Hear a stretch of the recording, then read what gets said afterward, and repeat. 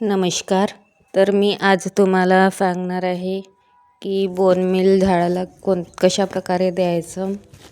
तर बघा, झाडांचा भोवतालची जी माती आहे ती साईडला करून म्हणजे थोडंसं खंदून त्याच्यामध्ये हे बोनमीलचं पावडर टाकायचं आणि त्याला चांगल्या प्रकारे झाकून घ्यायचं, कारण की याला हाडांचा वास असतो. तर हे हाडापासून तयार झालेलं असते. तर कुत्रे मांजर कोणतेही प्राणी त्या मातीला विखरून घेतील, म्हणून त्याच्यावरून चांगल्या प्रकारे माती झाकून घ्यायची आणि नंतर त्याच्यावर पाणी द्यायचं की ते चांगल्या मुळापर्यंत त्याचं विटॅमिन वगैरे पोहोचू शकेल.